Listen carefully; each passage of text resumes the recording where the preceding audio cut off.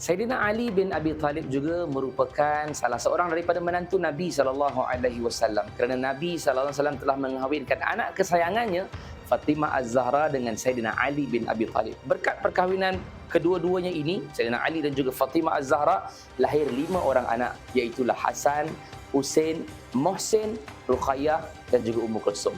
Saidina Ali bin Abi Talib juga merupakan khalifah Islam yang keempat, iaitulah khalifah yang terakhir di dalam Khulafa Ar-Rasyidin Al-Mahdiyin.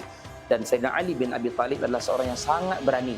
Nabi SAW selalu memilih Ali untuk berada paling hadapan ketika mana peperangan-peperangan yang nak berlaku. Antaranya peperangan Badar, antaranya peperangan Khandaq dan peperangan-peperangan yang lain. Saidina Ali bin Abi Talib juga adalah ahli ilmu yang banyak mempelajari ilmu daripada Nabi SAW. Dan kerana itulah beliau dijadikan sebagai rujukan daripada sahabat-sahabat yang ada untuk bertanyakan tentang soalan-soalan agama.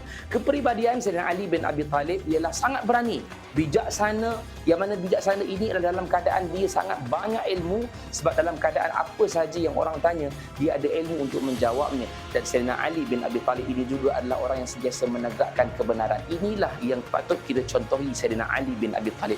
Apa yang kita boleh ambil daripada kepribadian Saidina Ali bin Abi Talib ialah dalam keadaan sayangilah ilmu. Kenapa? Kerana Saidina Ali bin Abi Talib sangat sayang kepada ilmu. Hari ini juga kalau kita tak sayang ilmu, maka kita takkan sama daripada Saidina Ali bin Abi Talib.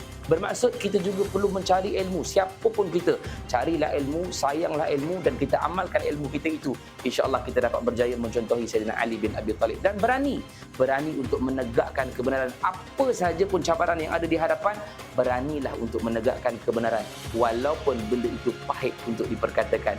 Maka itulah dia, Saidina Ali bin Abi Talib.